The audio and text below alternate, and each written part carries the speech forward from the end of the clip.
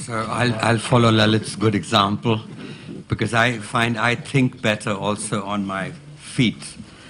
And, you know, a number of speakers have talked about the fact that this is it's a historic moment in our country. And I'd like to just step back a bit. And what is the significance of this moment and how might it affect foreign policy? The moment, of course, is the Modi moment that we are talking about. You know, we have aspired to be a modern liberal state. What is a modern liberal state? It has three pillars. One, it has an executive that is capable of taking quick, determined, decisive action when required. The second pillar is the fact that this action that the executive takes is bounded by the rule of law. And third, that action of the state is accountable to the people. Now, unfortunately, unlike the pillars of this building in which we are sitting, these pillars that I've talked about do not reinforce each other. They often undercut each other. And that is what's been happening, certainly recently, but it's really an older story. In other words, the last 65 years has been a push for accountability. And certainly it reached a peak with the Anna Hazare movement in our country. And as a result, the executive really has got paralyzed. So I think that what this historic moment that we are referring to, and my friend Lalit referred to, hinted at this, is that we are all hoping that Modi will somehow compensate for the weakness of the executive. Now, the weakness of the executive in India is not just because of the coalition dharma. That is one of the factors. In the last 30 years, it has got weakened.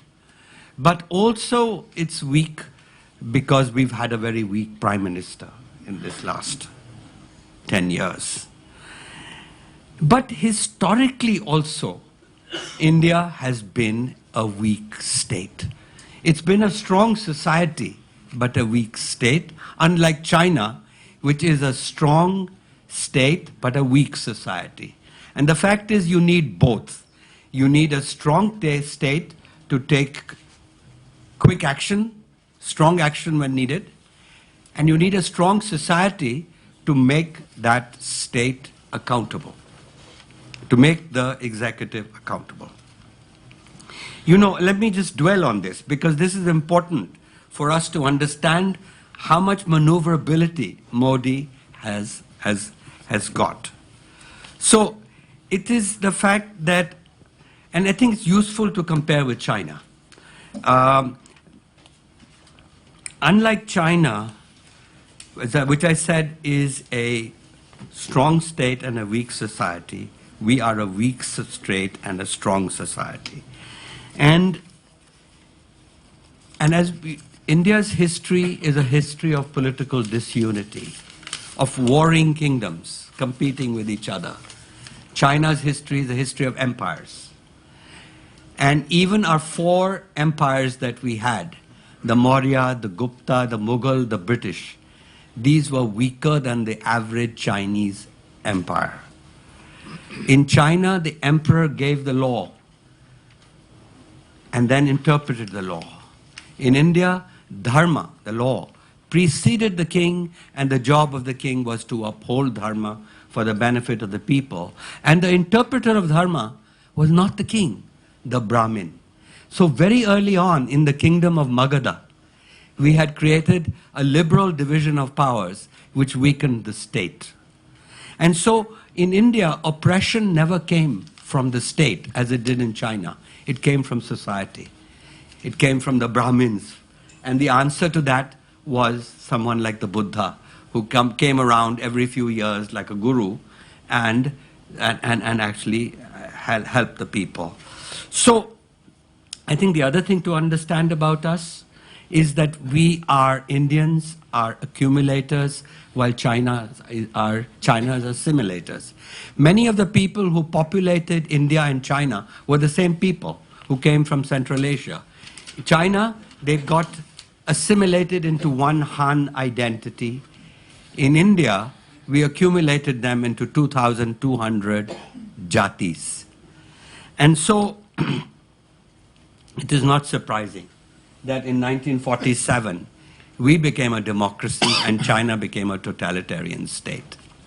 And today, India is rising from below and China is rising from the top, in the sense that Chinese, an amazing technocratic elite, has built extraordinary infrastructure which has contributed to the rise of China, and India is rising almost despite the state. And that's why we often say India grows at night when the government sleeps. So it's a bottom-up story versus a top-down story. Now, what does this mean in terms of Mr. Modi and foreign policy? Well, I think a number of people have referred to this, but he's going to build on this momentum from his inauguration with all these leaders who have come. In fact, I think Pakistan missed an opportunity.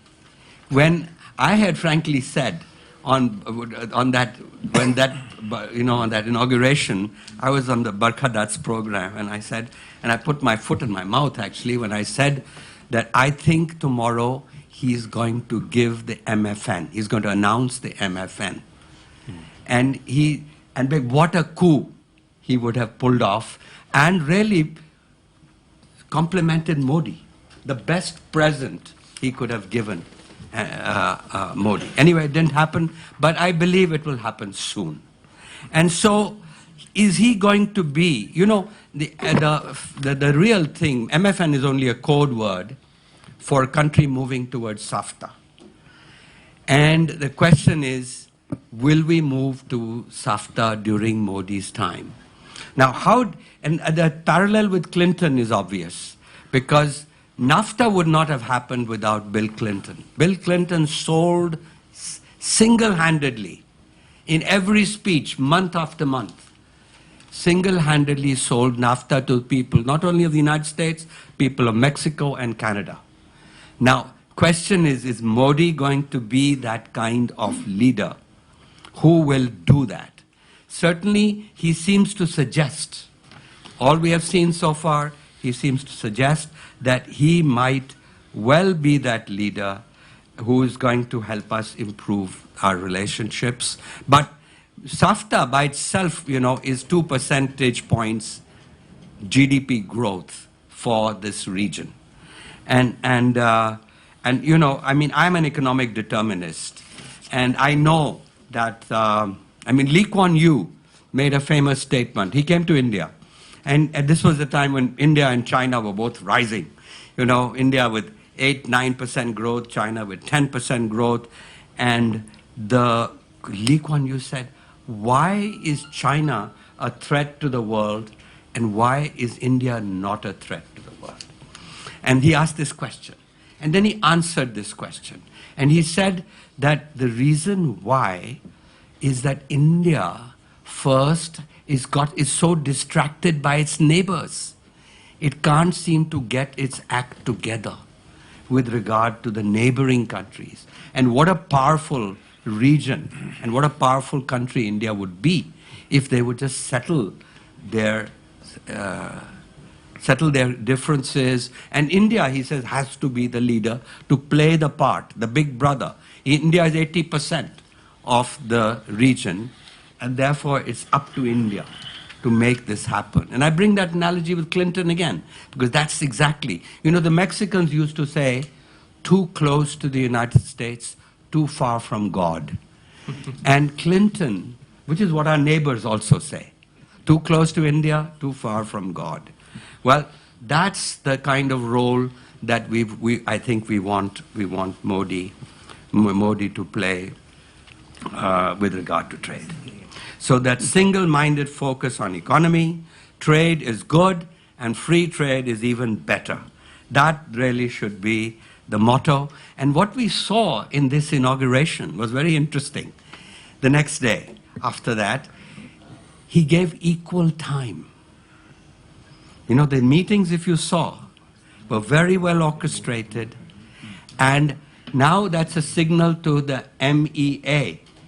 We need to give equal time, or more. We certainly don't need to give more time to Pakistan, the way we are obsessed with Pakistan. This is for the equal time, the flower.